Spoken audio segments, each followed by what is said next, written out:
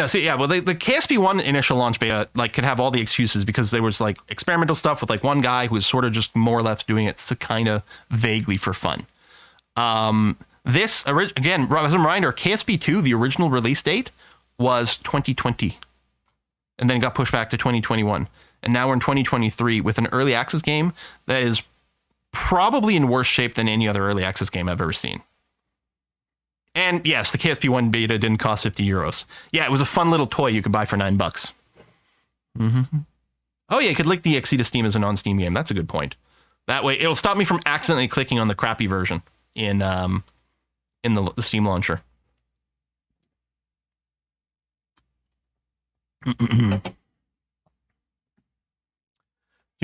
Do.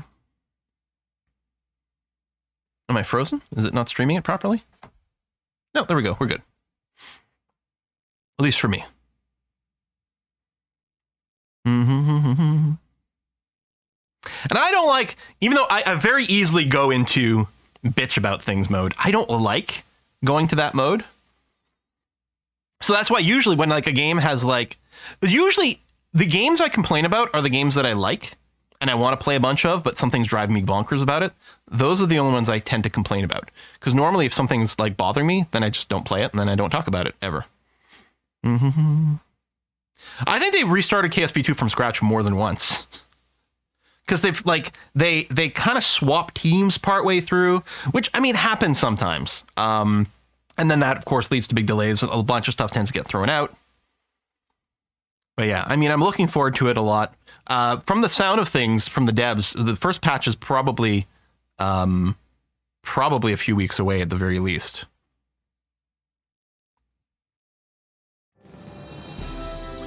All right.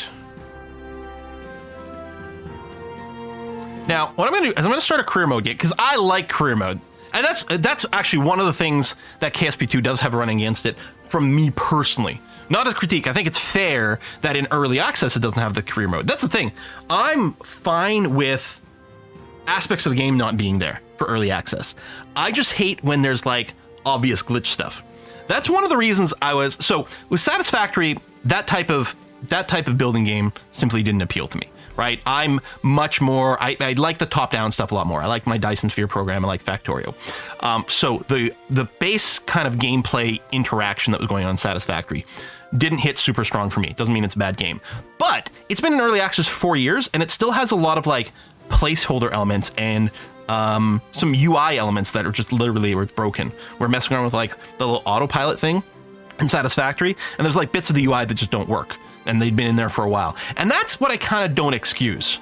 Like, if you don't have all the features yet, that's one thing. The features that are in there are broken. Yeah, I do have old career saves, but we're going to start a new one, but I'm going to start with some starting science and money. I'm starting a new one because the mod list in here is different. But yeah, we're going to go in here. We're just going to start off with some, you know what? A bunch of cash and a bunch of science, just so that we can fast forward through the first couple of dummy launches that are in there. Anything else I want to change? How do you get rid of the unkillable basic Kerbals? Missing crew respawns, there we go. So we don't have any unkillable Kerbals at all.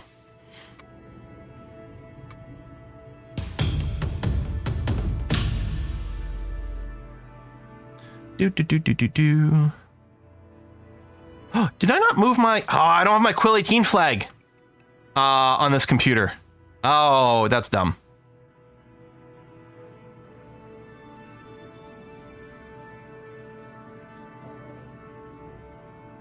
I like this one.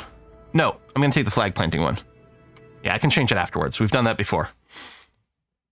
I forgot to copy that over.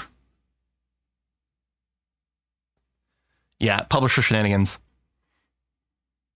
Against Storm, best early access game I've ever played. It was really impressive. And I mean, obviously we had tons of fun with RimWorld. Factorio was early access for a long time. And there's that. Now, even with all my mods, the KSC area looks pretty plain, which is disappointing. But once we take off, it's going to look great. I have a lot of visual mods. I have a few gameplay ones, but not that many.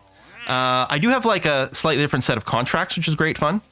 So we'll take a contract, because we may as well. Do some amount of science. orbit. We have enough science available that we should be able to reach orbit right now. We've got some money. We can do some upgrades as well. But let's go and unlock basic rocketry, engineering 101, survivability, general rocketry. So advanced rocketry gets us our... Oh, shit. Yeah, see, some of these mods change things. Oh, there we go. We get our Terrier engine, because I think the general rocketry gets us our... That's our Reliant. There you go. Our swivels over here. Good. So if we've got the Terrier unlocked, basic orbit stuff's going to be good. I kind of feel like maybe doing an early moonshot, though. Okay, we get some winglets and nose cones. How much more science we got? 142. Just to try to get us started a little bit. We can unlock some more science bits over here. That's going to be good. Oh, that's an empty node from the community pack. That's okay. Ladders, how much is that? 90 science. That's a lot. We can unlock some basic mech jeb functionality. We don't need the aviation stuff, although it'd be funny if we did spaceplane stuff right now. Yeah, let's go ahead and unlock this. We might have enough for a moonshot right now. Let's go and upgrade the tracking station and mission control. This is going to give us flight planning. And we'll probably have to upgrade the launch pad and V8. Oops, that ate all my money. I literally can't build a spaceship right now. Hang on a sec. I wasn't paying attention. It's okay, there we go. We'll just inject ourselves some little money. Okay. Because if I could undo a purchase, I could just run a couple of contracts for some money real quick. But I wonder if we can do a moonshot immediately out of all this. So that's the KSP-1, so we actually do need a heat shield. Because heat metrics do work in KSP-1. Yeah, so my muscle memory is still all for KSP-1, which is another thing I have to relearn for the new game. Mark 16 parachute. Okay, at the very least that. Then we'll get our TD12 decoupler. So yeah, do we think we can do a moon landing as is? I mean, I suppose there's only one way to find out, right? I mean, there's landing question, there's the return question out of it. 352 Delta V, although that is... Now, I'm not used to using the Delta V calculators in base Kerbal. There we go, we can change these values over here. So from the moon, yeah, 1400, that's quite good, or you know, atmospheric flight, so that's actually quite nice there. So theoretically, this would let us land on the moon and probably return home from the moon, since we can just aero brake the rest of the way. Not the nano, I guess we'll go for the micro landing stud. There you go. One thing I like is that the window in the hatch is centered the same way. Oof, that is not a lot of space. That is not a lot of clearance here. And I cannot put these gears any lower. Well, I can if I use the other tool. Why did you shoot yourself inwards? That was a little bit weird. But there you go. If we do this, now there's a little bit more clearance. We're probably going to be fine. Go. Start retracted. There you go. I like it. Just look like they have their little legs tucked in. Yeah, I believe they'll fix KSP2. I've got great hope and excitement for that.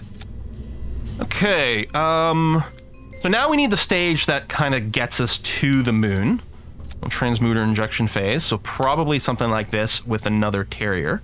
Hopefully that's enough. It's whiskey and chocolate. Where was it? Oh, it was here. I switched this to sort of moon atmospheric, or... Oh, I guess that's just looking at vacuum stuff. Yeah, all right. I think that's good. I don't have the numbers off the top of my head, but that sounds pretty nice. Where's that whiskey and chocolate? What was that? Oh, homing pigeon, hey! Sorry that, like, things didn't work out with us all together here. Started playing KSP way back when I watched you play. Your combination of storytelling, embracing the Kerbal tragedies is fun to be a part of. KSP2 was the catalyst for this playthrough. I am here for it. Yeah. I mean, there's a bunch of stuff in KSP2 I like a lot right off the bat, too. That is really nice, and I am very excited for it, but there's got to be some more work. It does feel like the publishers are kind of like, no, you're releasing now, like, period, because we have certain expectations and this and this and this, and it's, you know, it's not ready to go, which is really unfortunate. As like a programmer, it's really sad to feel like you've had to put out something that's not ready. I guess we don't have the T800s yet. That's okay. We can just, yeah, let's see what happens if we put like 3 of those. And then we end up with our swivel engine at the bottom. Okay, what's the thrust to weight ratio? Do we get that over here? Or when we expand this? Thrust to weight ratio, 1.59 is fine. So we can actually make this a little bit more in that one engine. Oh, that's weird that doesn't auto-extend this. 1.34, that's plenty of thrust to weight ratio. But we need more pure delta V at this point.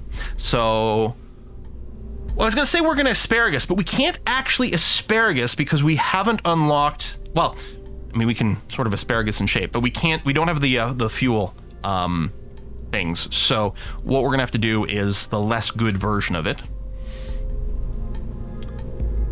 Radial decoupler.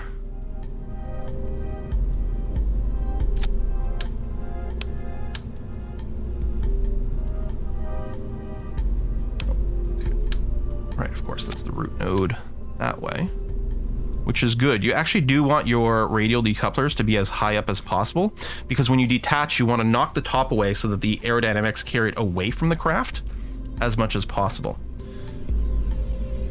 Okay, so total delta V is 7.4K. The takeoff, we're going to use these 4 engines here. Normally, you'd want all 5 engines going, and then you're going to want a fuel flow, whatever it's called. I don't remember what it's called. The fuel line going from the outer ones to the inner ones. So they're all 5 burning, but then the center one is still full of fuel when you drop these. Instead, it's going to be less efficient because this engine is sitting here doing nothing for the first part, but that's going to have to be okay. We can retune this way, and that way, so that things will fire off at the exact right time. So I think that's plenty of delta V for our trip. We definitely need some duct tape over here because the bottoms are just hanging loose. There you go. We're going to connect you up there. There we go. That's going to be A-okay for that part of it. Now let's consider things like science that we might want to bring with us. Let's go with a couple of laterally planted science juniors, like this, which clearly is going to require some nose coning, and it's going to change a bunch of our math because these things are really heavy. I can't remember for the moon trip. We were just looking at that. I think 6,500 in total is good for a round trip, but we might want to throw in a little bit more just to be 100% like comfortable with the situation. What I could do is throw that down there. A lot extra weight for the trip, but it's not bad. Yeah, command and control, you are right. We probably want another reaction wheel. How big is this reaction wheel? It's not that big. The thing is, when we get to just the small part of the ship, this is going to be okay. Oh, we have radial gyroscopes. This might have been added by one of my mods. So oh, that's interesting. Reaction wheel I can add radially. Well, let's do that. Let's add it to one of the layers down here. That's going to be good. We're also going to go... Just basic fins, I think, is going to be fine for this. I don't know. Maybe the bigger winglets. So these are not control surfaces, but will help with stability a lot. I am very worried about overall wobble. I don't know if I have like internal auto strutting set up or anything like that. I suppose what I can do, do I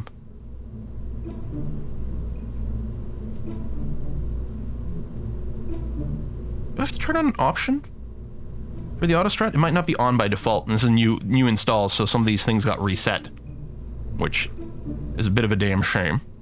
Let's get some more science experiments on top. And we also have to sort out power, too. We'll get... Do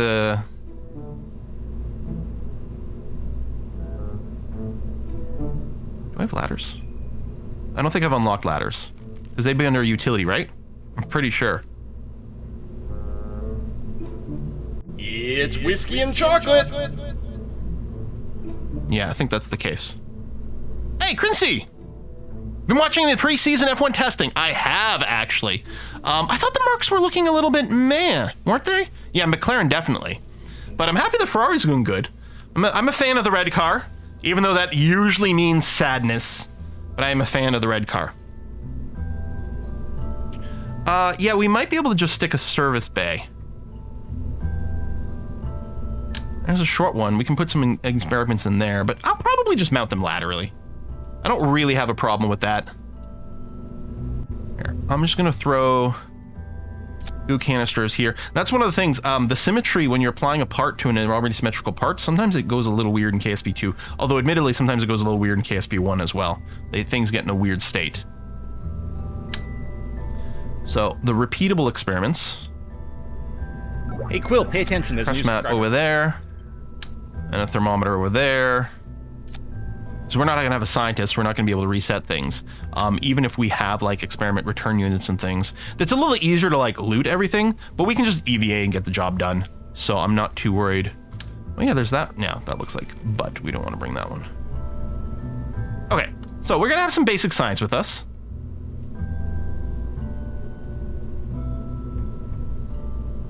Oh, no. Let's look at the power situation. We got a new sub? Oh, that's refreshing. Ooh. Starius! Hey, thanks for the sub with the Twitch Prime. Starius makes me think of Stario, which is what, like the first villain that the Justice League fought canonically. I'll get a pair of batteries, which is probably overkill. Just trying to hide them a little bit over here. Hang on, do we not have solar? It's whiskey and chocolate. Because that would be under this category, wouldn't it? Hey, Fageva! What word starts with E and ends with E and only has one letter? Envelope! Oh my god! I'm happy you put the answer in there, because I would not have gotten that. Only contains one letter. Oh, that's terrible. I love it. Yeah. The Terrier engine doesn't have a, alternator, right?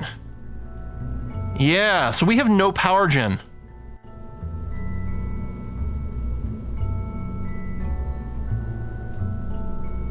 You know what we're gonna do? We're gonna do a test launch with this, but we're not gonna go to the moon.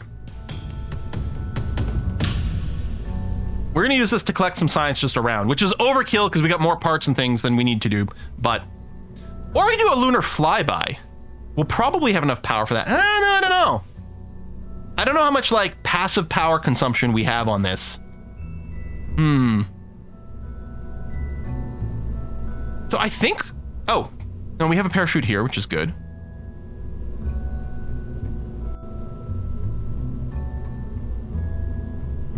Yeah, what we might do is... First of all, if I just go and launch this, we can collect some science from the platform. And actually, I should check to see how much science we need to actually get solar panels. We just need the basic flat ones. We need very little power generation. Not science X. There we go. This button over here makes it easy to track the experiments. Oh, I didn't mean to do the EVA part of it. Meant to hit the other button.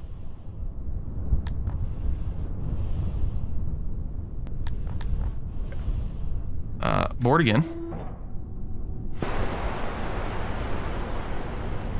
Okay.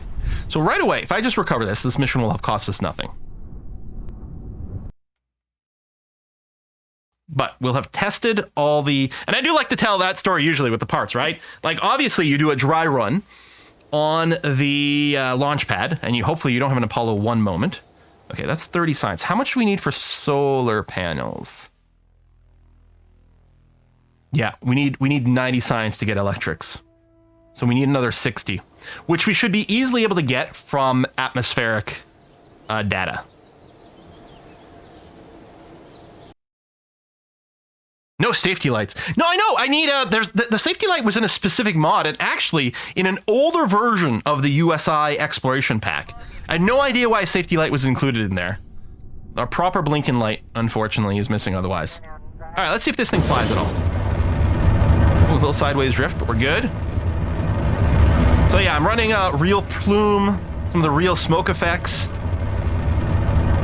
Nice little set of smoke there. All right, we're gonna go straight vertical until we hit about 100 meters per second. Let's, one of the things I love about KSP2 is that you get your apwapsis and periapsis information on the main screen. It's a little silly that they never went and added that into regular KSP1, but I suppose that's what mods are for.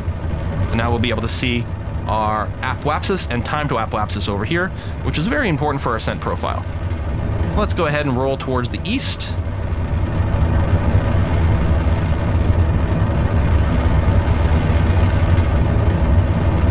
I like to have this over here. So I got to look at these numbers, and then I want to be able to reference the time to apwapsis. So we're going to target somewhere around 40 to 50 seconds of time to apwapsis, and we're going to try to maintain that. Science. We can do our atmospheric science. You. Can I pin you on? So, temperature scan. So I can just deploy all. Just don't EVA. Although we actually we don't have the option to EVA right now, because we don't have that unlocked at the astronaut center. Okay, we're past 40 seconds at apwapsis, and it's climbing quickly, which says we can do more of a gravity turn, as long as we don't do it so much that we run into max Q, which is probably one of the problems we were having with one of our rockets yesterday. We're probably going a little too fast. There you go. We're high atmosphere, so we can go ahead and get another round of science. I like this mod because it avoids me having to go and right-click on all of our experiments. Okay, time to apwapsis is a little high here. I would like to go a little bit more horizontal, but I am going to need to stage here, and I want to be, there we go, kind of prograde from when I do this, so that things blow away properly. All right. We are pretty high up. The atmosphere is thin. I think we can pretty much go horizontal now, which will help to stop the apwapsis from growing, which represents an inefficient burn. So already this is more of a vertical profile than we needed. There you go, real plume. Look at the landscape down there. Mods, baby. They make every game worthwhile. You can see the APNP in the bottom left instrument when you set it to orbital.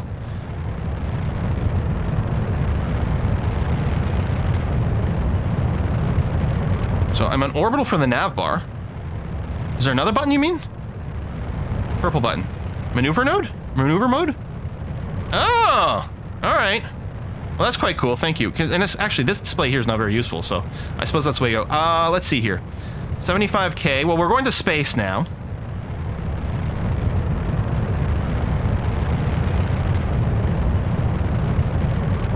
And yeah, we're just burning sideways to flatten things out. Basically, we're doing a bunch of pre-circularization work. I like to just sort of vaguely target like 100K as an orbit. I mean, anything over 70 means we're in space. So it can do whatever. Here, let's stop now. About 85. There you go. We'll do that. And then a lot of these have already been done. But we'll be able to get some command pod tech. Especially if we... Oh, I guess I can't EVA at all. So I'm not going to be able to eject and collect anything. So, I probably could have abandoned this earlier.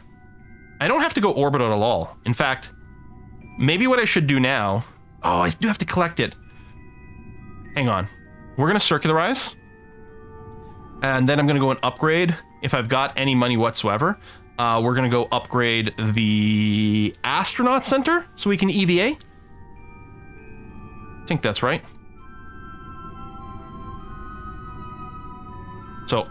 Jeb doesn't have a lot of experience here, so he can't do things like even lock to prograde because he hasn't leveled up yet, although he's about to. I could use smartass to like save us some clicks here. Not that this part is very hard, we just aim prograde and we're good to go. But if I do click this, it means I can look at chat and not worry.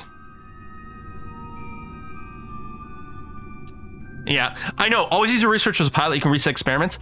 I set a self-rule, a self-restriction, that every one of my flights has to have a pilot. Because yes, otherwise there's no reason, you just use a scientist every single time. But yeah, I set a personal rule that my flights must have a pilot. So if I want to bring a scientist, I have to use, I have to have extra seat capacity so I can bring other people. So a bigger command pod. Okay, so the apwaps. I love how the rocket kind of compresses a little. There you go. Time to apwapsis is still shrinking, although barely so. That's a sign that I didn't burn like way too early. Although now it's going to grow, so I can wait a little bit more. Although again, wait. Oh no, that's right. I want to circularize and then see if I can upgrade the astronaut center so I can do an EVA here and at least collect the science.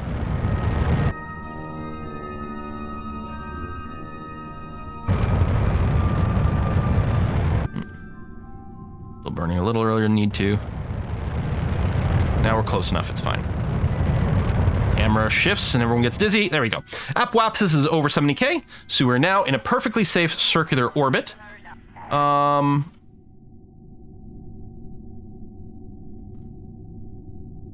Electric charge is stable. Right, well this engine still has a alternator on it, so this engine produces power for us. And right now we have nothing that's passively consuming power, so we're good. Okay, let's go to the Space Center. That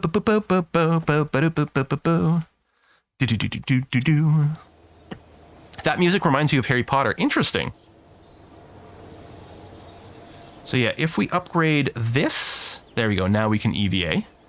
Also, we probably have some complete... Right, because we have nothing in here. Do science is done. What can I... Oh yeah, KSC we can run around. Does this have to be a specific place? It does have to be a specific place. So this is a mod that added some of these. I don't need part testing. Again, we can do that for more money. Wait, where's the go to space? Oh, start exploring the moon. I mean, we could actually do a moon flyby now, but we don't have enough science experiment. We're going to want to bring that with us to make it worthwhile. So that's probably just the next thing we'll be doing, though. Okay, so back to the tracking station. And I'm running a tracking station plus, so we get like this nice sorted thing for our ships. Most of what I'm doing is running a bunch of visual mods. Safe orbit, already ahead of Star Trek tech level. Right, they like to do like a bunch of weird like geosynchronous just park over a spot in a way that doesn't really make sense. I want to keep this open if I can, but yeah. So now we can do EVA, but EVA science experiment. What is that from? I clearly can't do it. Maybe I need a scientist for that. Can I reach these? No.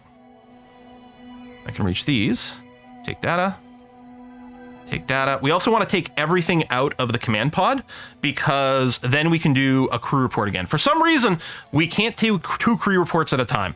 We have to like take it out from here, then put it under a seat when we dock again, and then we'll be able to do another crew report. All right. Let's go. I do think the RCS sound should be louder. Maybe I can tune something for that. I have to do my own. Don't even know if my mic is picking them up. All right, collect. Yeah, you get this weird warning. It's like, I know it's almost implies that like by taking this out, you're ruining the experiment. I guess maybe it's for if you're using the wrong Kerbal. It's like, all right, you can't, but I think there's still the restore. That's the thing. It implies that like taking the science out ruins the experiment. Even though you can still reset it. Maybe if you don't take the science out, you can always do a reset to like be able to do science at a better biome or something. I don't know.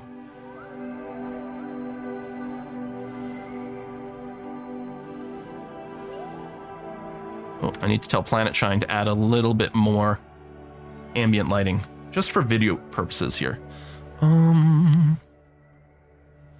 Vacuum ambient lighting. Not realistic, but it's way better for videos. There we go. Now we can actually see what's going on. And I think basic KSP1 added ambient light as a parameter. So it's a little weird that KSP2 doesn't have it. Mod Strategia adds focus and strategies for your playthrough. Awesome layer on top of contract systems. Ooh, I should take a look at that. I keep thinking about playing Kerbalism as well. But so we can rerun the temperature scan, the crew report, and the atmospheric pressure scan. Spoiler alert. There's not going to be any pressure for some reason. Okay. And oh, EVA report over another biome, I guess. But yeah, I'm going to take this data out again and then reboard. Really?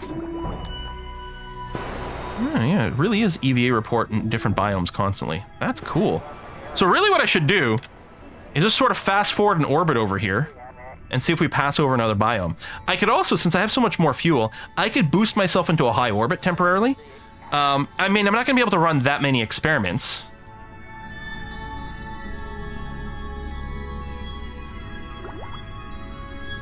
There we go. I don't remember. Did I rerun these? Oh, yeah, I did.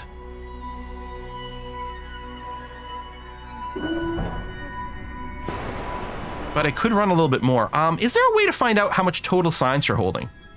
Like, I can review all the stored data. 16, 21, 29, 30-ish, 35, nearly 40, nearly 70. Let's call this 80 now. Oh yeah, I'm gonna have more than 90, so we'll be able to unlock our solar panels. Good news! We'll be able to go to the moon today. Boom. Okay. So, let's just start ditching these layers right now. Let's do a quick save. Look at this, we get a text pop-up when the quick save is happening. Oh, how lovely is that?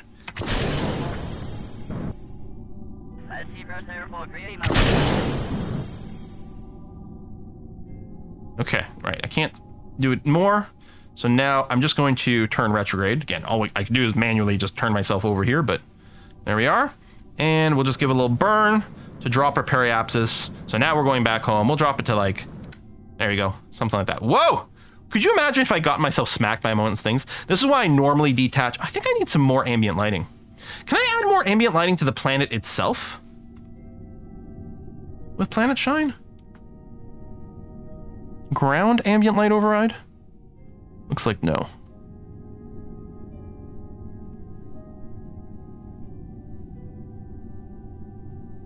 Ground ambient fade altitude? Oh, looks like a no as well. So yeah, I can increase the shine on my ship, but I was hoping to get a little bit more light on the planet itself. It's so dark and dull back there, isn't it? Okay, so so we're re-entering, so I don't need what's over here anymore. So we're gonna drop that, and we're gonna be putting ourselves surface retrograde.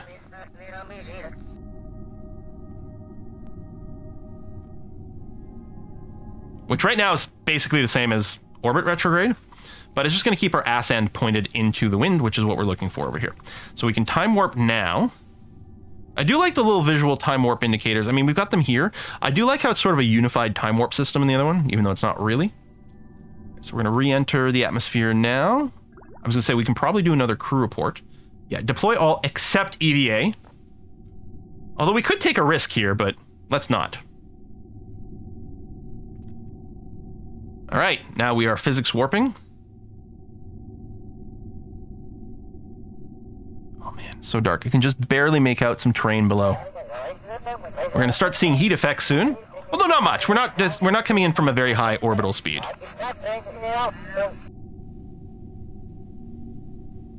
The air was so thin here, I really could have done an EVA and not gone blown off, but let's not just throw away this mission right now. And to remotely collect data. I don't know if you mean the actual collect, in which case I would need the experiment return box on here, or if you mean transmit. But I don't have an antenna. I guess there's a very basic built-in antenna in this, maybe. I don't know. There you go. A little bit of landscape we can barely see. I wonder, hold on, if instead of using the Planet Shine's ambient booster, if I use Kerbal's ambient booster, I wonder if that would light up the planet here. I love the light coming up over here. So yeah, we're running the Scatterer mod, we're running Parallax, which I'm very excited to see. I don't think I've ever done a landing on another planet with Parallax, so I'm really hoping, well, we're not gonna do another planet, we're gonna do the moon, the mun. There we go, 800, 700, so soon this will light up as being safe. I suppose I could have done the arm, there you go, it is safe, although, if I can wait a little bit, a little risky to do a quick save at this point. But I'm going to save us a little bit of time by letting us go a little lower here before I start deploying the parachute. Alright, let's do the pre-deploy now. Turn that off. Keep physics warping as much as possible, please. And let's go. I just have multiplayer in this game. What a missed opportunity. Multiplayer is not a simple solve, and they are planning multiplayer built in with KSP2.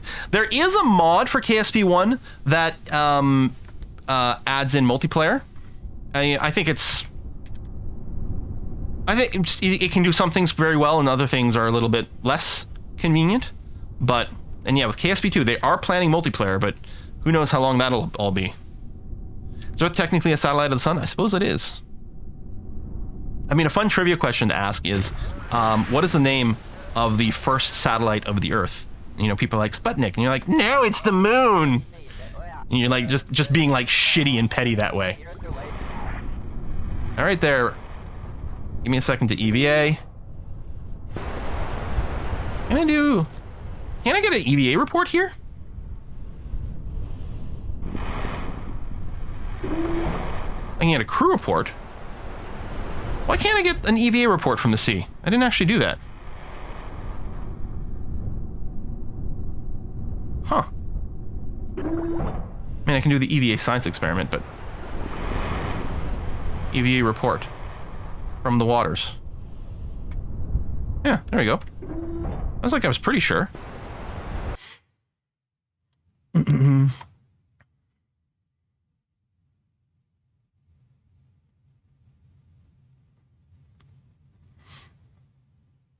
With parallax, make sure you know if you have collision on or off. Oh, what, with like all the extra trees they add in? Yeah, I wonder where I could tune that setting. Oh yeah, we got a crap ton of science. So, we got solar panels, which is what we were missing for our moonshot. Right here. We don't need good ones, we just need some at all. Distant object enhancement. Which one's this one? That's Scatterer. Copernicus. Oh yeah, I'm running the Outer Planets mod and everything. Yeah, I don't know if I can access any parallax settings from here, so I don't know what the collision for that is. Oh, ladders would be... It's not required, because we can jetpack up. But, right here, the Pegasus 1 Mobility Enhancer. Let's get that unlocked as well. Cool, okay. So, we're going to take the exact same ship, plus a pair of solar panels, and a ladder for quality of life. Do-do-do-do. I love this jazzy music here. Oh, we can use the Pegasus too, actually. And the one, just to stretch it out a little bit more. Good. And then Eclectricity. I'm just going to go... There we go. And slap a couple on right over here. So we're on the surface of the moon, we can refill our power and make sure nothing goes bad. Other than that, I think I'm okay. Did we unlock new science experiments? I don't think so. And I like how when I hit save here, it doesn't open up like a whole other screen. Although I do like the organizing of saves in theory in KSP2. I don't like that every time it asks me if I want to overwrite. It's like the answer is yes, I want. I don't think we need extra batteries. I think we've got lots of battery juice. I could, oh, you know what I could do is I could do an antenna, which arguably could justify more batteries because they are power hungry during transmitting.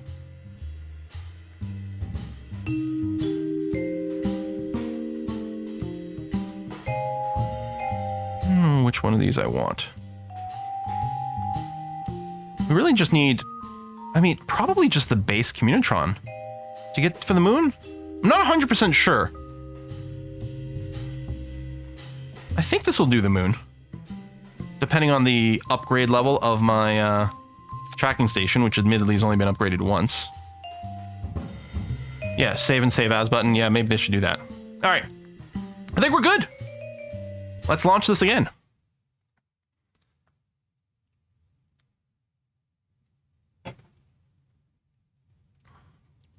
Relaxing lounge jazz, distract from impending death in a cold vacuum of space. Yeah. All right, SAS on, throttle to full. Oh, yeah, let's get this back. Sometimes it saves that I want these open, and sometimes it does not. And we'll keep our Delta V stats handy.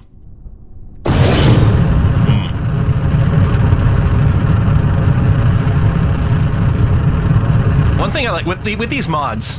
Oh, one thing I could have done before leaving KSP2 is we could have shown off the fake smoke effect that happens at the launch center. They've got this really cool smoke puff that happens when you launch a ship in KSP2, except it's sort of fake. Like, people were posting on Reddit today with like upside down rockets that still trigger the effect in a way that doesn't make any sense. And honestly, that part is fine. Like, that's just a little cosmetic fluff. I don't care that it's not real smoke plume. I don't care about that, but it is fun. All right, there you go. Start the gravity turn. And yeah, we can be a little bit more aggressive with it this time. Just gonna keep tapping. I'm gonna keep myself on the right edge of prograde.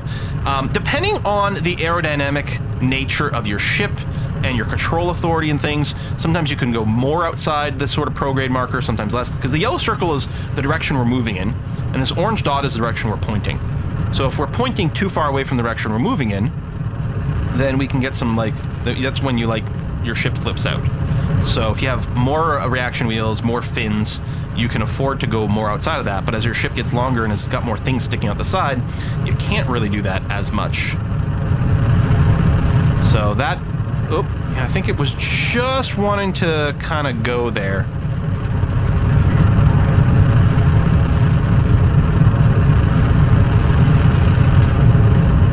Go time to lapse is 40 seconds. Yeah, this is a more efficient ascent profile than our last one, which is nice.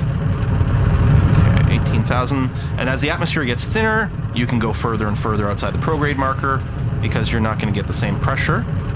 Okay, I'm just going to let the prograde marker sort of catch up with us right now. Because if we're going too far sideways, the tank, when we separate, will blow into our ship. We'll get knocked into our ship. So you want to be facing mostly prograde when you stage those radial tanks, or bad things will happen. But now, things are okay. We're in a really thin atmosphere, so I'm really not worried about matching my prograde anymore. So I'm just going to go completely horizontally here. Our time to apoapsis is actually shrinking slightly, but it will at some point sort of come to a halt and regrow. Normally you don't want this time to necessarily be shrinking, but we've got a lot here. I'm comfortable with going as low as 40 seconds, but it'll probably stall out and reverse before that happens. We'll see. There you go. You can see it's already slowing here. And this is just leading us to a more efficient thing, because the biggest thing is going sideways. It's not going up, it's going sideways. That's the biggest, most important thing. It's almost frozen. There you go, and it's starting to climb again.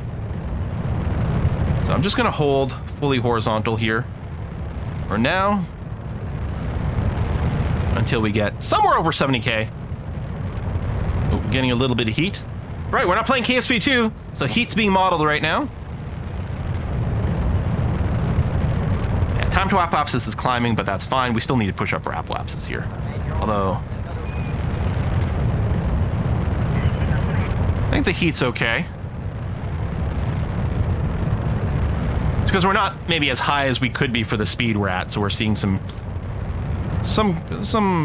atmospheric heat. There we go. Apoapsis is about 100K.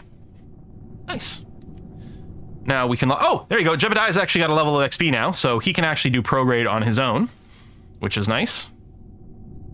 I mean, we don't... At this point, we don't even need SAS. We're perfectly fine. And then what I like about Smartass is the big, giant buttons. Really easy to hit. To lock onto these things. Ship blew up for apparent reason returning from the moon. Oh, what? In KSP2? So we actually saw evidence of that today. I'd seen reports of people say they're having their ships spontaneously explode.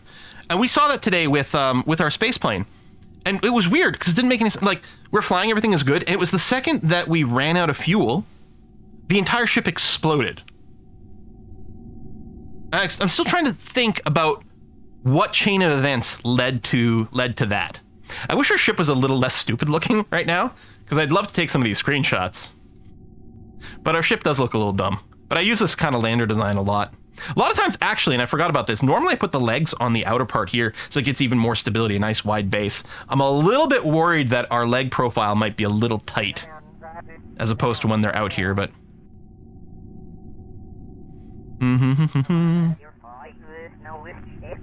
Divide by 0. The fuel is the only thing holding it together. Yeah. Okay, let's physics warp till we get to space. So yeah, apoapsis continues to drop a little bit because there's a little bit of drag. There's not much atmosphere left, but there's just enough to cause some drag. We're losing a wee bit there, but that's okay. Again, technically, anything over 70 is fine. I just tend to go for around 100 because it feels good. Okay, so we're now in space. We can plan our maneuver node.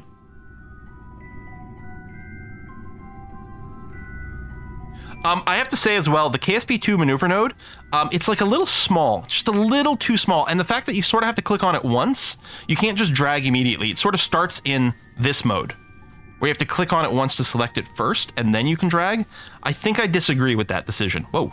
Yeah, see, this burn here is going to be so tiny. There we go. when you're doing your planning, as soon as the AP and PE, as soon as the AP starts to move, it's pretty circularized.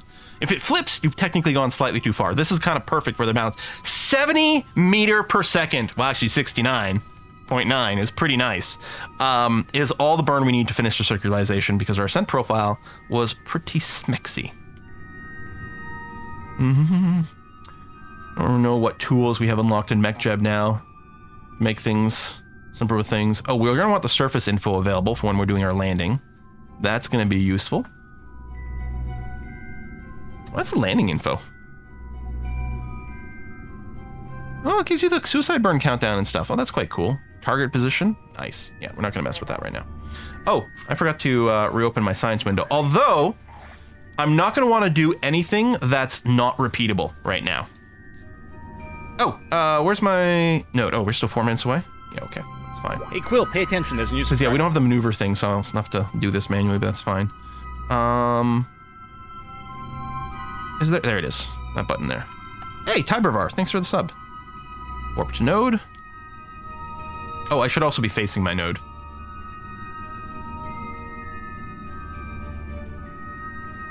Which is mostly just, it's just a short prograde burn is all we're looking for here. Yeah, 3-second burn. So here we don't, oh, we do have to start burn in, but I think that's a mod that I've got. I don't know what this, oh, there was a tooltip. Percentage of the burn delta V used to calculate the start burn. Oh yeah, so half first. I think this is from a mod that where you get the actual burn start countdown, whereas that is built into KSP2 now, which is great. There's lots of things KSP2 I love, and a lot more I'm going to love when they add more features. But there's definitely some things in a broken state that I don't love that. Boom. I thought we were going sideways there, but that's just the camera changing directions as we go. If I go into settings, I don't know if I can change ambient light because it's a graphic setting. Oh, ambient light boost. Okay, if I set it to like 100%. No, that changes my ship, but not the planet. It could be as well that one of my mods is has got a different shader for the planet.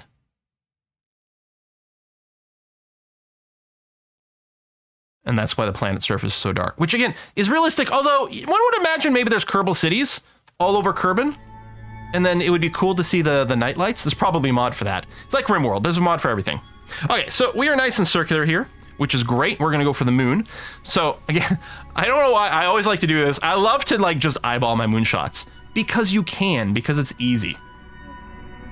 So you put the moon at 12 o'clock. We're going to time warp to around here. I don't think it's ambient map, because map is this mode, right? Ooh, look at this, Northern Lights. Map is this mode? Unless it's not. Maybe it is the planet. I don't know. I guess we could try. Well, now we're on the light side, so. Alright, so we're just going to turn prograde. In the direction of our orbit. And then we're just going to wait for the moon to rise. So yeah, already we have more fuel. I was planning the next phase to be my transmuter injection phase. But don't mind having some extra go juice. That's a good thing. Oh, I can do an EVA report here, so I will do that. I'm sorry. Oh, shit! I had symmetry mode turned on when I added the antenna. So I can't exit the hatch. You told me, yeah, I was watching in the chat. Not enough people told me. Dang it. Is there a cheat mode to remove parts? Or are we just gonna have to revert? Can I remove a part with some sort of edit mode? With the antenna. Now these things don't have they don't burn off.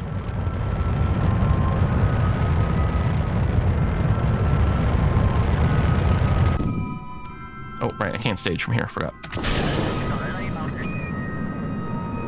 Like 5 people saying in chat. Yeah, but apparently need to be non-stop spam for like 5 minutes. Dang it. No, I think we're gonna have to revert.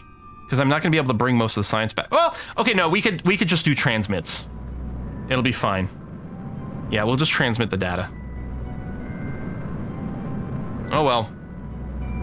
Like, Jeb, just smash the door really hard. Knock the antenna off. Honestly, it looks like the antenna is mounted to the door hatch itself, which to me says that you should be able to open the door perfectly fine. We won't need to revert. We'll just transmit the science. It's going to be fine. We're not going to be able to EV on the surface, but we'll want to do more than one trip to the moon anyway for different biomes. I know, no flag. It hurts. Hurts my heart. But we've got 45 minutes of the stream left. I'm starting to get a little worried about time. Now, admittedly, again, they say that's just a glitch, and hopefully they'll fix that real soon, because we don't get the orbital info right now from the secondary body in KSP2. Just going to zoom in here, do a little bit more thrust to bring down the periapsis, whoops, as much as possible. Just right-click it to hold it there. And we're pretty bang on equatorially, which is really nice. All right, we'll do something like that. That looks pretty good. All right, turn off the SAS. I think we're good. Quick save before time warp, because it's really easy to make mistakes. Is it backspace? Tilde. And I always just tell it to warp 2 here. I don't trust the final thing. Cancel? Oh no, I can't. I won't be able to empty these. God. No, I can't even do multiple crew reports. Dang it. Even though it really feels like I should. That's interesting. Just Want to Fly says if we land really carefully, we can just knock off the problematic antenna. Yeah, we just need to scrape the command pod just right to knock off the antenna. What's SAS? SAS is Stability Assist System, I think it stands for. So the default behavior for it, it's just going to try to keep you pointing the way you already are pointing. So if your thing is drifting slightly because of wind or something on takeoff, it'll try to sort of fight back. It's really helpful, so you're not always having to do micro connections yourself.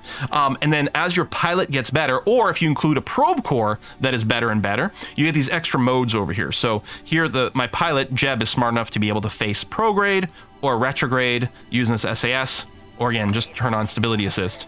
And with MechJeb, I do have access to a few more with handy buttons, but I'm fine with that. Now, I do have a pair of material studies and things like that. We're going to want to get one from lunar space, as well as on the surface. I might just grab some of these on the way up. I don't know. All right. Let's just time warp through this. Isn't there a debug thing? We'll shoot a ball that destroys things? Is there?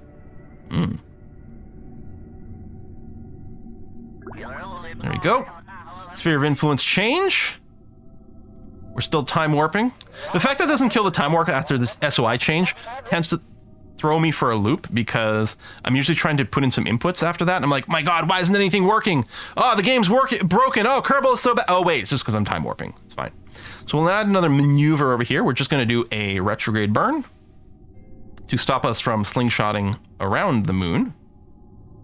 And we don't need to be circular, except a circular orbit in this case is going to be one with the least orbital velocity, which will make it that much easier for us to do our landing afterwards. So again, once the PE and AP want to kind of do a swap, that's a sign of circular. So we need 262 delta V for this. We have plenty left in this stage. Yeah, 561. Great stuff. As far as I know, our number is looking good. Again, I didn't actually look up the math, but hopefully we do have enough left over. So yeah, all we're doing here is we're going to go retrograde is going to be a thing. And that'll be where the maneuver node is. Right now, it's off to the side, because right now our retrograde isn't the same as where we're going to be when we're sort of just wrapped around the moon. I can use smart ASS over here to preemptively put it there. Or again, because this is pretty simple, I could just go with normal stability assist, manually aim it, and that'll be good enough. And then when we actually get to the node, you'll see it'll be basically a retrograde burn. Quick save before time warping all the time, or bad things will happen to you.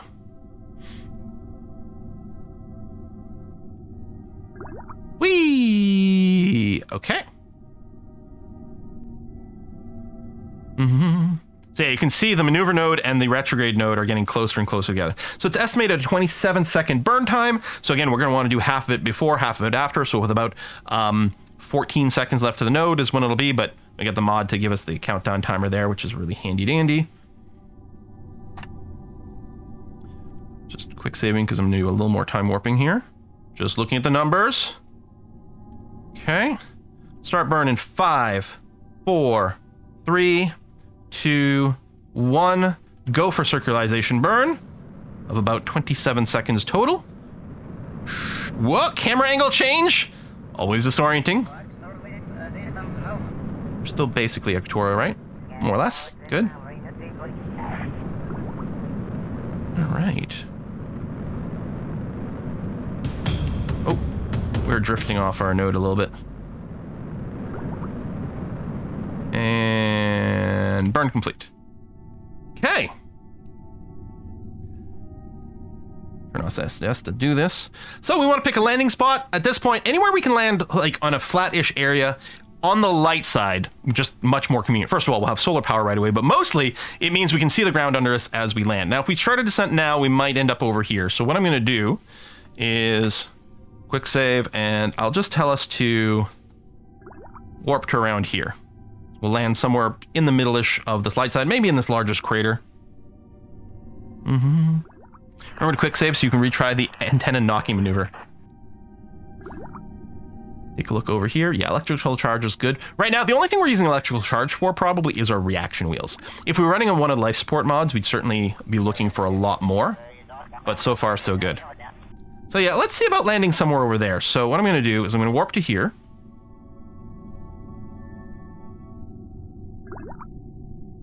There you go. Somewhere around there. I'm going to face us retrograde, which right now, all of our motion is basically lateral, horizontal over here. So retrograde is going to be that direction. But I'm going to switch back to just regular stability assist so it doesn't follow retrograde. Because as we begin this burn and we kill our horizontal speed, we'll then start going into kind of a descent. But mostly I'm looking to burn off all the horizontal speed so that we're going kind of straight downish somewhere over here. And ideally, we can do something like burn all the fuel in this stage right now. That'll be perfect, because I don't want to land with this stage because, you know, landing on your engine's not really what you're looking to do. There we go. Stage.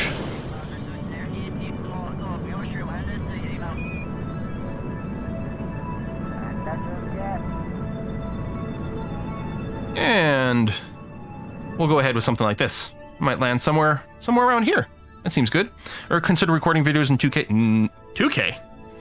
2K or 4K? Tries to imagine the feeling of successfully knocking off an antenna, only found out it was the wrong one. All right. So, where's my ship? I don't know why sometimes it does that, like warps you out super far. So there's us. We can pre-deploy the landing gear, so we don't forget to do that later on.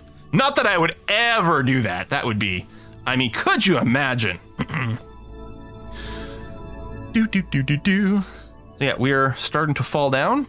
Our speed, especially if we switch to surface mode right now, which is a little bit more relevant to what we're doing currently, is going to be increasing as we descend. And you can see, because our retrograde marker is not facing straight up, it's because we still have some amount of sideways motion, but that's fine. If I wanted to, I could burn like this, which would push the retrograde marker. I think I'm doing this the right way. Yeah, because you push the retrograde marker away from you. So if we do something like that, so if you're just doing manually and trying to eyeball it, you can do that. And if you are running MechJeb and you want to be super like lazy, you just say negative horizontal velocity. So this is your, like, sort of just retrograde to purely your horizontal. And if you do have like more info like here, we can see our horizontal speed. It's quite low, which is good. I mean, ideally we'd want our horizontal speed to be 0, I suppose, because we want to land straight up and down. If you have too much sideways movement, you know, you'll land sort of sideways. And I mean, if it's too fast, some parts of your ship will break. Even if it's not that fast, you could sort of hit sideways and tip over. So straight up and downish is kind of good. And if you don't have MechJeb running where you get these numbers like that, again, all you're going to be looking for is you're going to want your retrograde marker, retrograde marker to be right on the pole, right over here. And right now it's going to be mostly near the pole no matter what you're doing. by virtue of the fact that most of our movement right now is up and down. But as we kill the horizontal velocity, it'll become more obvious if this is offset, in which case you just make those adjustments as you go. For now, what we're going to do is I'll just try to push it a little bit to try to bring the horizontal speed a little closer to 0 right now.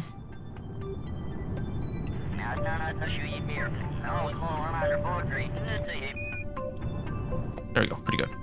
And then after that, yeah, we're looking to lock up. If we had more SAS modes, we could do like radial out mode at this point, which would be facing straight up. I can also ask MechJeb here to just lock us straight up. But as long as we sort of basically are straight up, we can turn on our normal SAS mode, we're going to be fine. All right, so...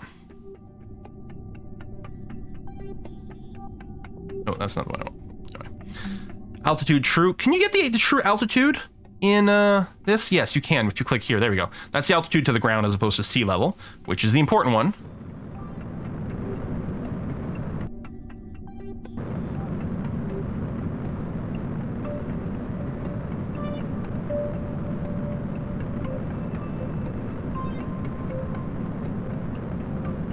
Okay, I suspect... Yeah, there we go. I don't have to burn everything off right now. 1 kilometer to the surface.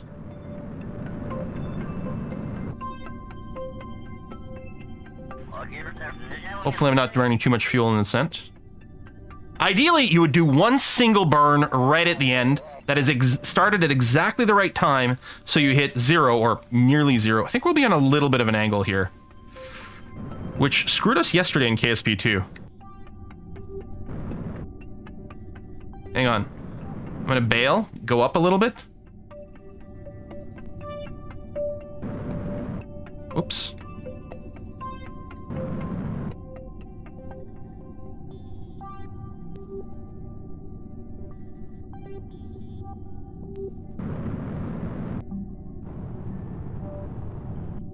There we go.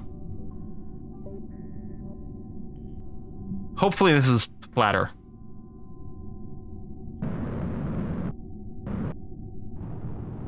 Alright. 90 meters. 80. 70. 60. And then we can see our shadow. This is one of the advantages to landing on the light side. And speed is... Good. Nope. Don't fall down. Stay. Stay. What happens when I turn off the stabilization? We need ground anchors. Oh, Jesus. Up, up, up, up, up, up, up, up, up, up, up, up. Up. No, not that way. Ah, you bastard. No! All right. Man, I should have packed an extra SAS here, huh? Okay, what direction? It'll be interesting to see if we can take off. Yeah, reaction wheels are insanely overpowered in KSP1. Ah, dang you.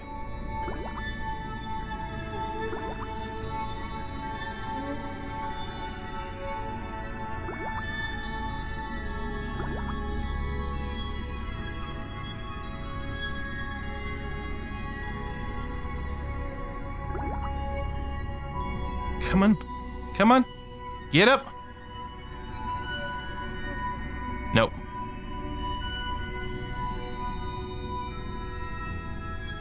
Alright, that's fine. We'll just twist this way, and we'll take off sort of scratching against the land over here.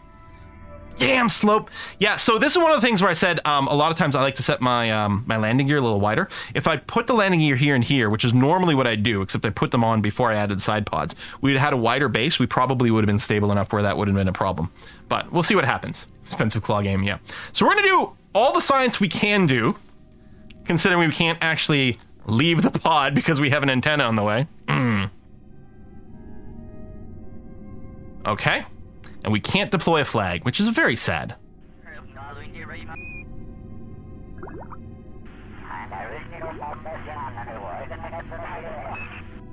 Don't overtip. All right. Okay.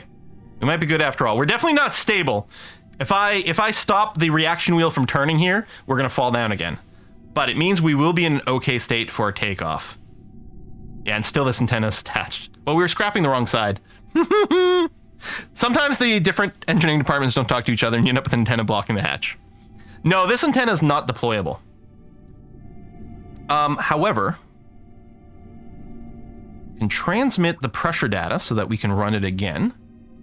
Transmit it does eat a lot of power, so we're going to wait for that to complete and our power to recharge again. Oh, very Star Trek-y sounds. If I time warp right now, we can just time warp to let our batteries recharge. There we go. Then what we'll do is we'll... Whoa. Physics easing back in. We will transmit a temperature scan. And we can transmit our crew report from the surface.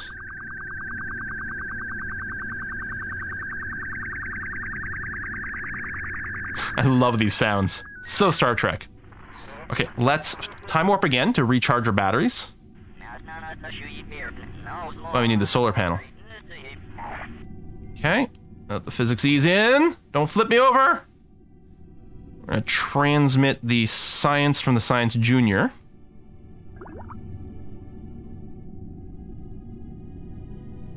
Since this is especially important, we actually don't need to transmit these as much because we're bringing them with us.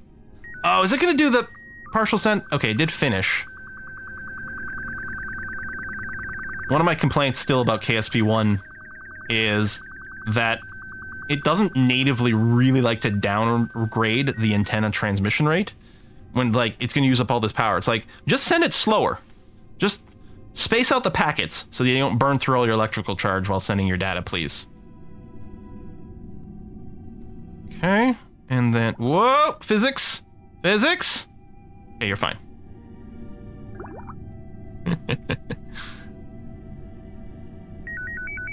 Okay, that's that. So now we're going to do another goo canister and material science once we take off.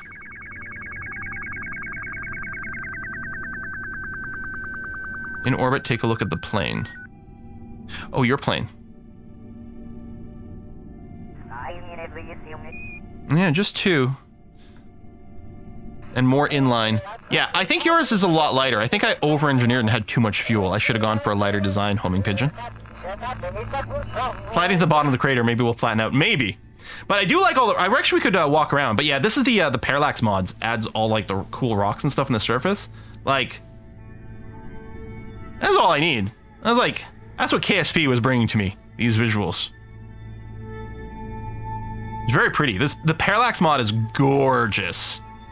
Very, very pretty. Okay. I think we're ready to take off again. So the plan is going to be to take off up and then turn ourselves to the east and then burn that way to re-enter orbit. So we can use that programmatically if we want with MechJeb. One of the reasons I really like MechJeb is the same reason it feels like you're playing... You're sort of flying real stuff, including like in Flight Simulator when you're doing big airliners and stuff. It's all about interacting with computers. You're working with the FMS, and that gives me that vibe that I really, really enjoy.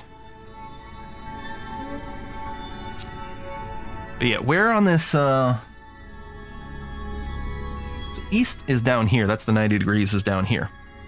So if we were to turn this off, I would just take off and then tilt downwards over here. Or no, that's 90 right there.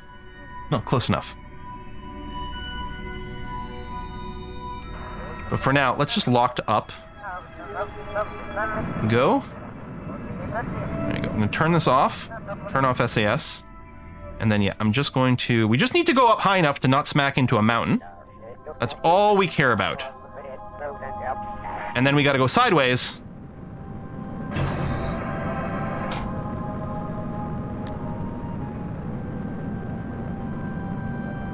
Okay, keep everything we're going to transmit after we know we're safe. So our apoapsis is still increasing. We want, I don't know, 5K to not smack into any mountains. But mostly it's about bringing up the periapsis and being in a circular orbit. I'm worried we may not have enough fuel to get home, actually. Okay, let's stop. Our apoapsis is growing too high. Now, in a sense, we're not looking to get back in orbit. We're looking to go home, but the math is such that when we're going home, we're going to end up going to orbit mathematically at some point regardless. That was Whiskey and Chocolate.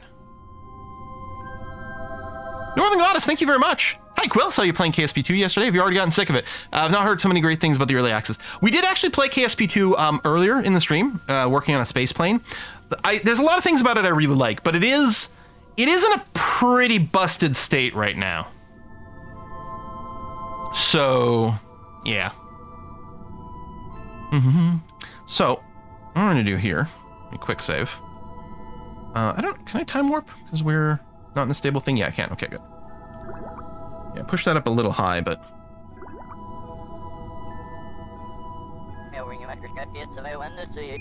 And yeah, we're in a nice equatorial orbit, which is good. We just want to face prograde here. Get closer to the apoapsis. And, okay, we overshot a little bit, that's fine. Burn. Okay, there we go. So, whoop, camera change. So now we're in an orbit, now we're safe. Electrical charge is full, that's good, because what I want to do is transmit my materials.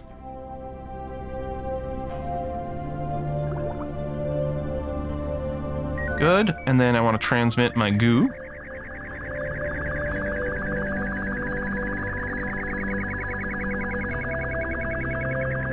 Oh, did you do the thing where you ran out of power? Oh, do we not have any sunshine right where we are?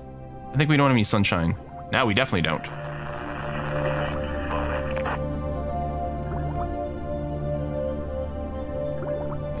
Time warp to here.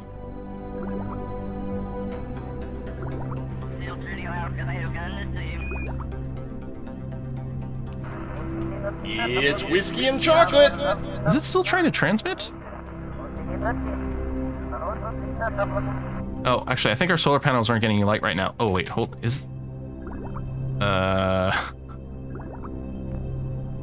Our ship is pointed in such a way...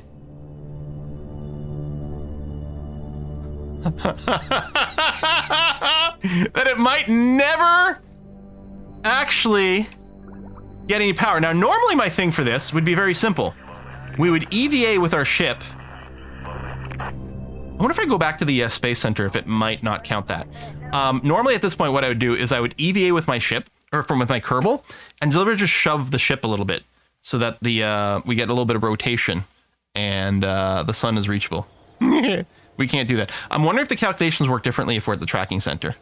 Fennel Golderon, hey, thank you. Been a long time since I've been able to catch a stream, but I asked, do we still have a spaceship named after me? Not in this save. But that was a thing. In fact, wasn't our rescue ship called that? So let's go and just cycle through a few days here. And see if that may have allowed the ship to charge. Electrical charge is still 0. Huh.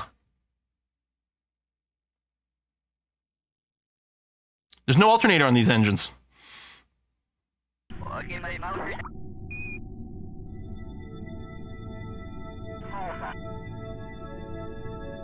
Now, at some point, what's going to happen is... There we go. We'll be in a different place in orbit around the sun,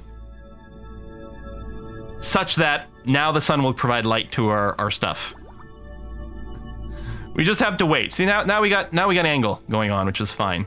Let me try to retransmit this one here.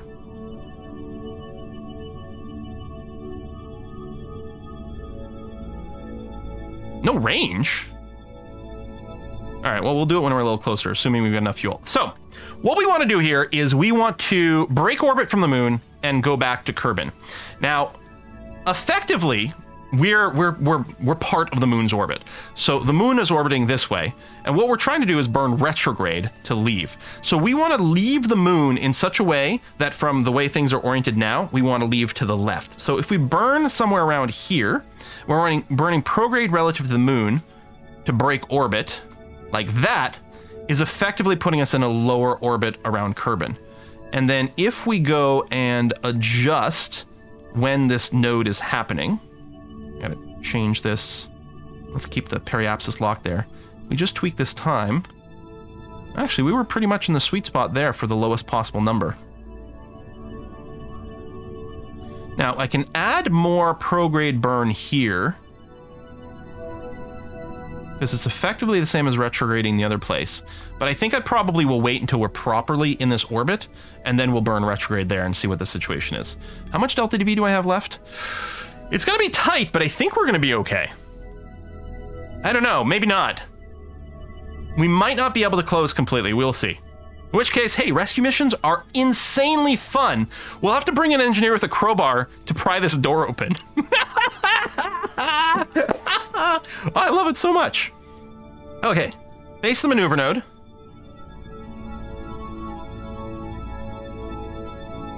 Quick save. I need a little time warp. Okay. 8, 7, 6, 5, 4, 3, 2, 1, and burn.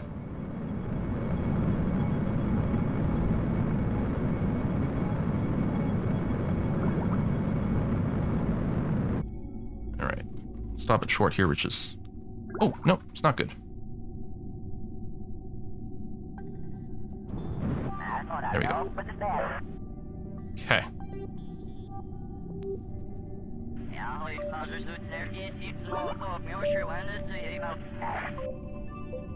Whee!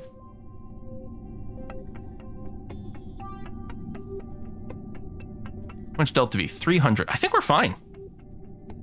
So now we're just going to keep time warping manually here until we... There we go. We've left the sphere of influence of the moon. Now we're relative to Kerbin. And what we're looking to do is burn retrograde relative to this. Again, which was pretty much what we're trying to do leaving the moon. And I don't think there's a lot left to do here. We're going to watch our periapsis.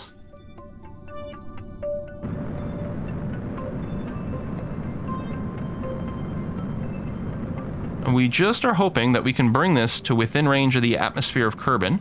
Ideally, the proper place to do it is at the apoapsis, but we're pretty damn close. I don't want to overshoot, because if I have to correct and I'm out of fuel, that'd be bad. There we go. So we're within the atmosphere, so already we're going home. There you go. 25K almost on the button. That's a pretty good number to aim for. It's fairly conservative, especially, again, it's not like we're returning from out of the planetary system. Our orbital speed's not that huge.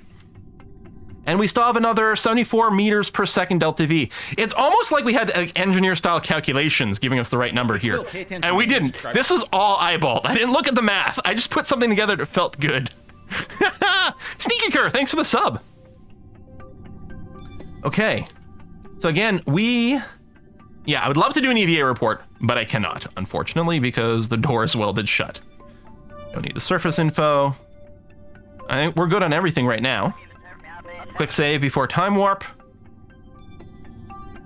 Let's do the time warp again. Try ramming the antenna off the rescue ship. Man, that was good. We could use the last of our delta V to burn off a little bit more of our orbital velocity so that our entry is more gentle, but we really don't need to do that. If I forgot the heat shield, then I would be looking to minimize our re-entry speed as much as possible. But we didn't, so we were okay. All right, is that Kerbin? Yeah, really, I got to figure out how to make this a little bit brighter over here. I believe, yes, I did. Oh, you would not send the goo science. Are we, is the sun rising? Yeah, because that's the east. Okay, and there we go. I've got a solar panel facing it. So I can transmit data. But yeah, I really wish I could derate the antenna. Like, just work half as fast. We'll check this. Science Junior, Science Junior. This goo canister is done. And yeah, I think we still have science in these two, but I can bring them with us rather than have to mess with the antennas. Oh, well, what if they burn off and then we lose it? That would be annoying. Do a little time warp here. I mean, if we start the re-entry, then I'll not worry about it. But we've got a while before we get there still. Well, a few minutes, but... And I mean, I need some power to, like, control my ship. You know what? No, I'm just gonna bring it with me. I do the time warp while transmitting to derate, but it's really awkward, and I hate doing that. Now, so we're gonna go ahead and stage.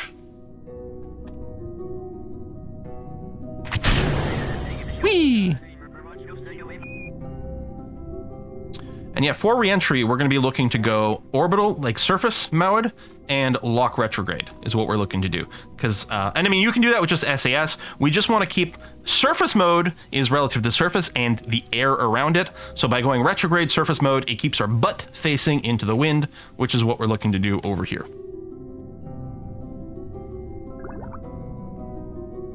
And there we go. There's the atmosphere.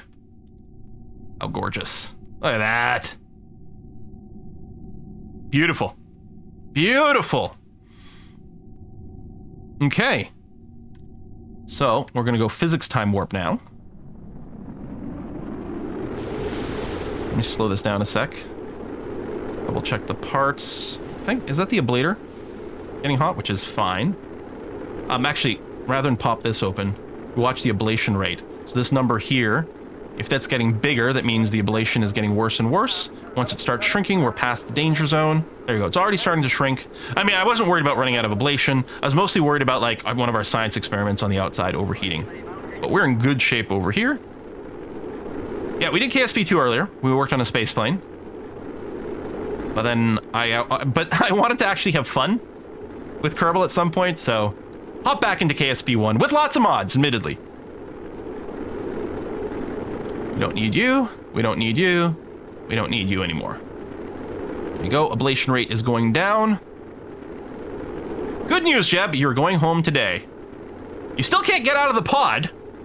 Now, we're going to land in the ocean. Imagine the pod had a leak. I mean, I suppose if it had a leak, we would have noticed it in space. But imagine we land and have a leak. The pod is starting to fill up with water, and Jeb can't get out. Again, even though it looks to me like he should be able to open his crew hatch here, and it's just the fact that, like, the antenna would swing open with it. But, sure. More whiskey and chocolate. Kerbal King, hey! The live stream I had to miss. Here's my apology. You're hopeful KSP2 will eventually improve enough to be worthwhile. I'm hopeful. I'm a little bit worried because at this point I feel like the release indicates a certain base problem in either like the project management / like producing chain, or it could be a programmer sort of skill-based kind of thing. I'm sure they sold a lot of copies, so, you know, worst case scenario, they can still, you know, hire more people as needed. I mean, hiring more people on a project doesn't accelerate it, but it does give you access to a new skill pool as needed, so that's good. I'm not going to deploy the parachute yet, even though we can, just because it takes way too long. Ooh, cloud sort of clipping in there. Alright, let's go now. And then go back to physics warping, which can be risky to do on descent, but I'm sure we'll be fine. Now, KSP is still on Unity, which should be fine. That shouldn't be the problem. Unity gets a bad rep because it allows shitty programmers to still put out vaguely acceptable games, right? That is sort of the inherent issue over there. The same reason, like, PHP and JavaScript, although they I would argue have some other significant problems, especially PHP. But yeah, it made it very easy for shitty programmers to put out content, and it makes the entire engine look horrible. There are some unbelievably good and well-optimized Unity games out there. There's tons of them. Hey, I believe Against the Storm, which I love, is a Unity game, for example. But yeah, so I'm not going to blame KSP2's performance things on Unity in any way whatsoever. I don't think going to Unreal, because they had talked about going to Unreal. I don't think if they had gone to Unreal, I don't think that would have been the magic bullet. We just have different problems. Let's recover.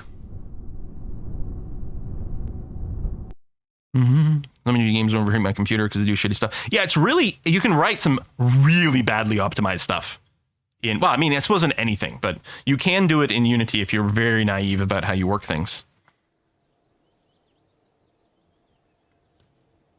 I couldn't EVA report from the ocean because I can't open the frickin' door to my spaceship.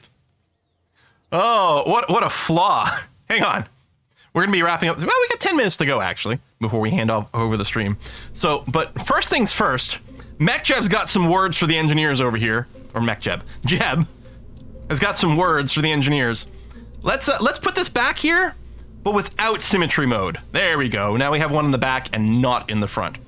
Otherwise, the ship was pretty good. Apparently, we did not overkill the Delta V. Why is it reporting this? Oh, probably because of, like, atmospheric things. Yeah, so if I pull up MechJeb's Delta V stats, so I think what KSP1 is doing, I suppose, is the same as what KSP is doing with some of the Delta V calculations. They're giving you the Delta V calculations based on like Kerbin's atmosphere. So I think it's giving you really shitty stats for all the vacuum-based engines. I think what MechJeb is doing is assuming that all your engines will be used in their correct situation, their most optimal situations. Oh, don't forget the landing gear. That's true too. I think MechJeb is assuming that your vacuum optimized engine is only going to be used when you're in the vacuum. These legs still have to be pretty low because I think the engine was hanging pretty low, but that was the coil. Yeah, that's right. We were having to mount them here. Now we're mounting there. So there's going to be plenty of space. That's going to be okay. And then, and as low as we can, assuming I put both of these as low as we can, they'll be the same height. And I think the opposite is the same. There you go. So this will be much more stable over here. Admittedly, much more stable, like from this orientation, left to right than backwards and forwards. So ideally, if we could land on a hillside, that way would be better. But even the other direction, I think overall it's better. So yeah, I'm not going to suggest that either one of these is wrong or completely correct, right? Because sometimes MechJeb will assume you're going to have more Delta V than you do because of the way you've designed your ship, you're having to like switch to your vacuum optimized engine while you're still in the atmosphere of Kerbin because your first stage didn't have enough Delta V, in which case you're not going to have as much Delta V as it shows. But somehow that feels more intuitive than the other way, because here you have like no idea of like, well, what if I fly this ship correctly? How much Delta V do I have? And it's like, well, I guess I can like switch to vacuum rated. And I suppose most of the atmospheric engines are perfectly comfortable in a vacuum, or are mostly comfortable in a vacuum. Yeah, see, these numbers match up now, too. Yeah, I guess it's the atmospheric number and the vacuum number, but I mostly use the vacuum number, and it's mostly the useful one. So I guess that's it. We do get the pair, I forget about that, over here in MechJeb. And Kerbal Engineer Redux is exactly the same, where we get these numbers. So yeah, I think the vacuum assumption is better. I wonder in KSP2 if there was a button for vacuum mode. I know there's a button to change what body you're on, and we'll have to look into that. We could add more legs, but it shouldn't be necessary. Like another pair of legs sort of on the inside, or we could put the legs here instead, which actually, you know what? I think that will actually be better. Given the width here, and then that gives us a bit more of a wide base in this direction, while still being wider than we were over here. Or I could do like just like a notch off. Maybe that would be the nice in between. I guess that one was already just one notch off because this was square on. So one notch off that way. Yeah. I do have to say, the KSP2 blueprint mode where it goes to like an orthogonal projection is missed. I do think that's wonderful in KSP2 in the VAB. Really, really good. Rotate legs upwards. I display them out a little bit more. That's true too, but I think that's good there. I mean, the lander worked the first time, and this would just be an improvement. The fact that Jeb could leave the command pod now is a massive improvement over what we had. Holy cow! Think the hind legs are different? Are they? I thought. I mean, they might be slightly. There, that might be better. Try to put it as low as possible. And yeah, I like how I don't have to like confirm my save every time. Hopefully they tweak that. I mean, that's a pretty easy fix. Although keeping this model is in a sense a little pointless. Or we're gonna have a Mark II because now we have enough science to do two things. First of all, we can unlock the T800 fuel tanks, which are just better from a part count and have a little bit more rigidity in them because they're literally a single object. Center fuel systems? Fuel systems gives us the T800 and the external fuel duct? Wow. Strongest tech in the entire game. But yeah, now that we've got that, what we'd go is redesign just the initial lifter. Now, the equivalent of two 400s like this is a single 800, but we actually probably don't need the exact same setup anymore. Because we have the fuel valve, we can probably do a setup that actually is actually like uses less parts, fewer parts, and less fuel overall. Swivel, sorry. So that puts that back in. That's the equivalent of sort of that middle stage. But then, yeah, if we go and radial coupling. Oh, hold on. Pull you there. Radial coupling over here. That missed.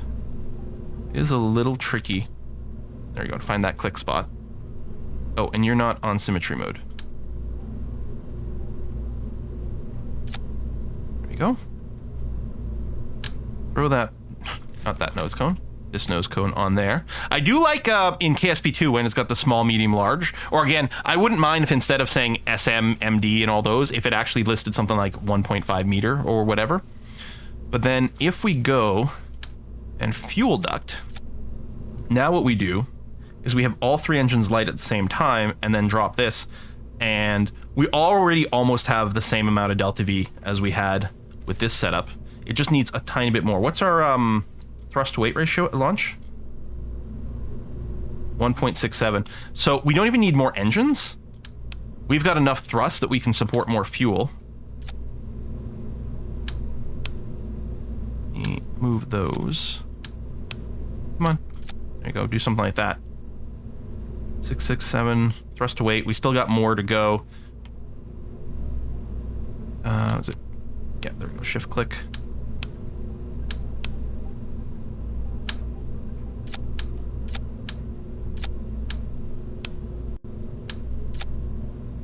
Oh, combine these. Expand. There you go. So again, we're at 7,000 and change delta V, which is the same as what we had before, but in a much more fuel efficient, cost efficient ways. I think the last launch was 33,000. There's only 26,000 over here. Oh, we got to put the fins back and stuff. But it also means it's much easier for us to go and decide to add more fuel capacity overall. It's very easy for us to add more to this if this is a mission that's supposed to go a little bit further. Right, if we're not just returning to the moon. Actually, what I'd probably do with this next is take this to Minmus, which actually needs less delta V. It's a little trickier to hit because Minmus is on an inclined plane. Why not use three-way symmetry instead? Well, because we really don't need more thrust, so I was avoiding putting an extra engine. We mostly just needed more fuel. But that is something else that we could absolutely consider. Actually, our thrust to weight now is down to 1.3, which is fine, but all of a sudden I'm like, you know what? I think I like what you're saying. Although I will also have to three-way symmetry this, which is okay, because three-way symmetry fins are all you need. You don't need four-way symmetry. The math of all like the angles of the forces works out. So yeah, three-way symmetry. Just try to put you in between those fins like that. Oh, we don't have a strut over here anymore. There we go. So now 7,200 meters per second, 1.48 thrust to weight ratio. Great launch vehicle. Can definitely get the moon because it's 200 more delta V than we had last time. And yeah, we don't need anywhere near that much for Minmus, which would be our next target for science. And actually, could this do a one-way trip to Mars?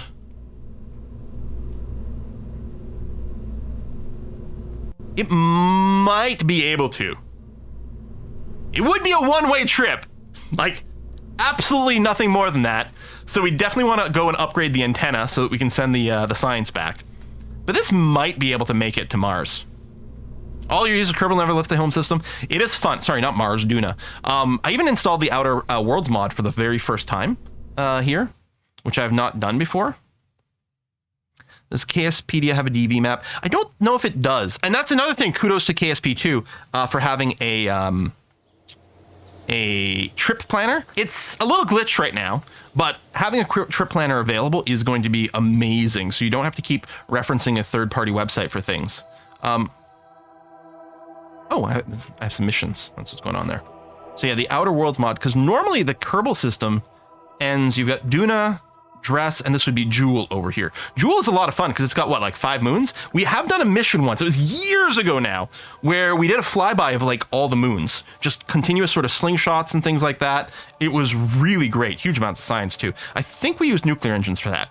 The Outer Planets mod adds Sarnus, Urium, Nadon, and Plock. which I think basically coincides to Uranus, Neptune. Yeah, because the letters, right? Urium, Uranus, Neptune, Nelden, and then Pluto, Plock, which, you know, is it a planet? I don't know.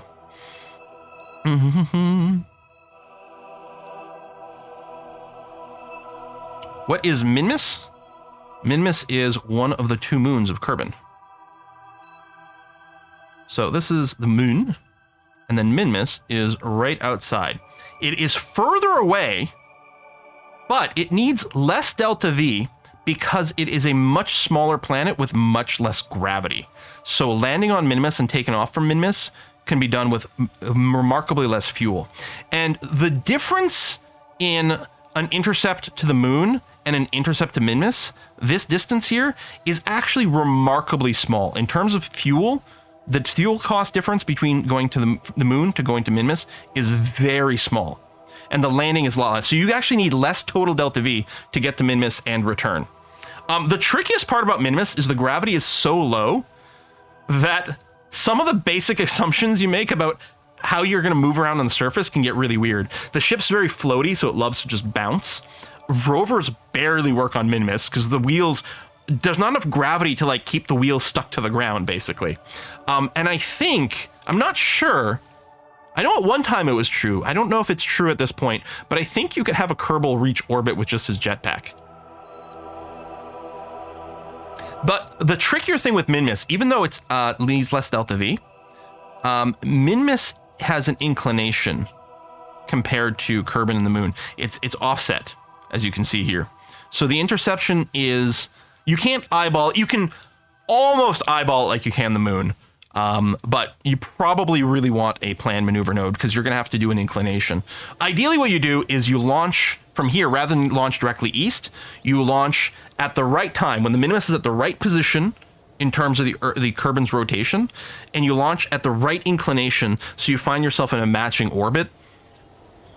I mean, you can do it with like MechJeb. I can never figure that out manually, the timing for it. So mostly I just do a normal launch and then I correct once I'm in space, which is not as fuel efficient. What you do is I do a normal launch, then I do the retrograde burn to expand my orbit to the point where it would meet Minmus, and then you do a normal or anti-normal burn partway through the trip to tilt your orbit to actually rendezvous properly, which saves you some delta V. Whereas if you do the inclination change in orbit around Kerbin, it's more expensive.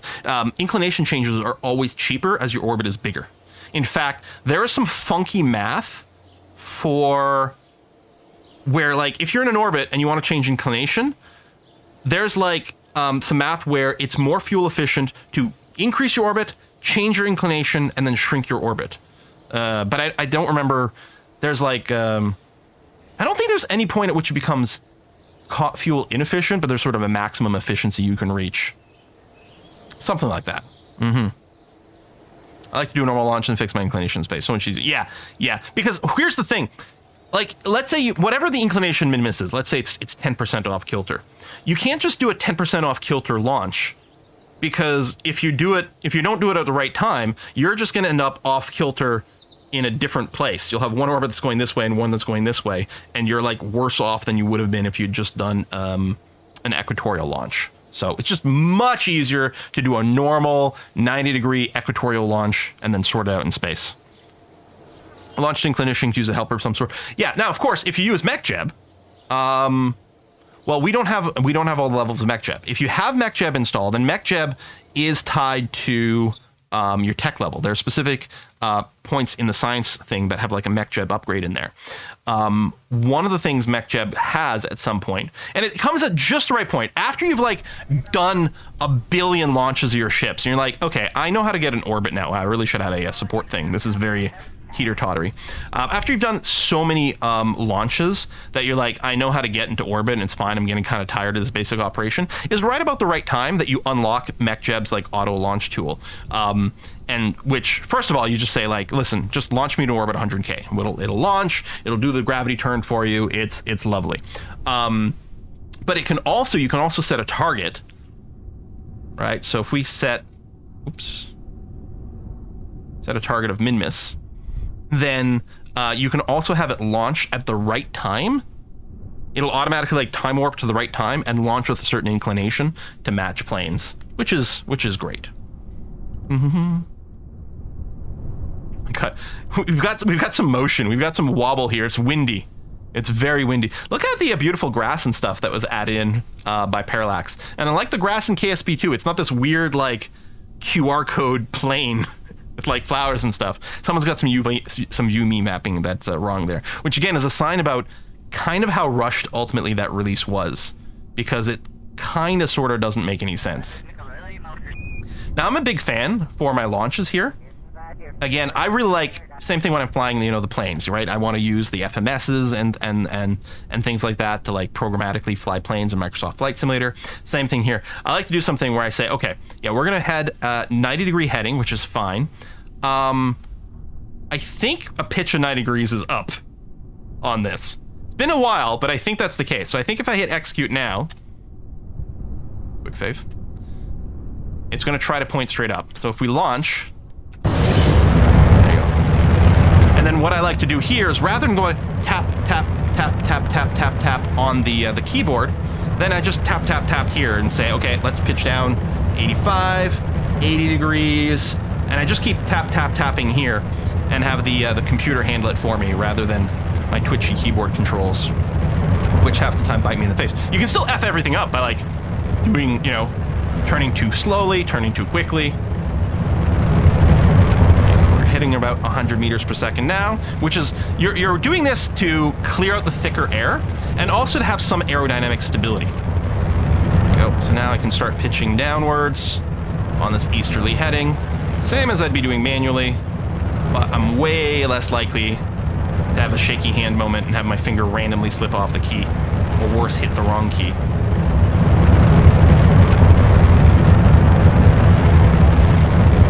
Oh yeah, I don't have my, oh yeah, so what is it, this button? That's so swell. So the apoapsis timer, so the time is going up, which is what we want, because right now this would be too short of an apoapsis. But we can keep turning here, feeling very good. I used to target about 45 degrees pitch at 15K, but that's a fairly conservative number, although we're gonna hit that here. I can go and accelerate how quickly I'm going down. Time to apoapsis is still climbing. Once it's above 40 seconds, I'm not concerned about having it climb anymore. I actually kind of want to arrest that.